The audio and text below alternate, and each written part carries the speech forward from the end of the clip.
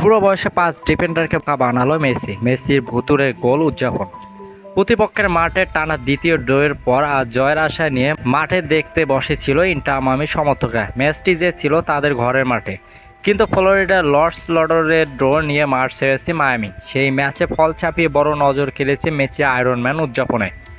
শার্লটের বিপক্ষে পিছিয়ে পড়ে কোনোমতে তারা ড্র করতে পেরেছে মেসির একমাত্র গোলে। টানা 3 ড্রয়ের পর অবিশ্বাস্য মায়ামির কোনো ক্ষতিবৃত্তি হয়নি। তারা এখনও মেজর লিগ সকারের ইনস্ট্যান্ট কনফারেন্সে পয়েন্ট তালিকার শীর্ষে আছেন সাপোর্ট শিল্ডের তালিকায়ও।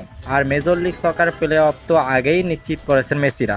নিজেদের মাঠে আজ ম্যাচের শুরু থেকে মায়ামির একটু ঢিলেঢালা ফুটবল খেলেছে। এরাই সুযোগ পেয়ে শার্লট মায়ামির মাঠে ম্যাচের 57 মিনিটে এগিয়ে যায়।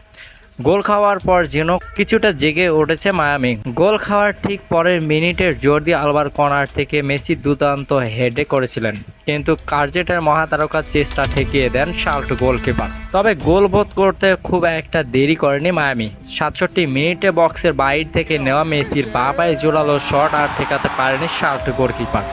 এবার মেসির লিগে সকারে মেজর লিগের 15তম গোল এটি। সমতায় ফেরার মিনিট 10 পর মায়ামির হয়তো ভেবেছিল জয়সূচক গোলটাও পেয়ে যেত তারা। 77 মিনিটে শার্লট ফরাসি ডিফেন্ডার আদিলস বক্সের মধ্যে ফেলে দেন ডিয়েগো গোমেজকে। রেফারি ফাউলের বাঁশি বাজান এবং প্লান্টি দেন, তবে ভিআরে রিভিউ পর পাল্টে যায় প্লান্টির সিদ্ধান্ত।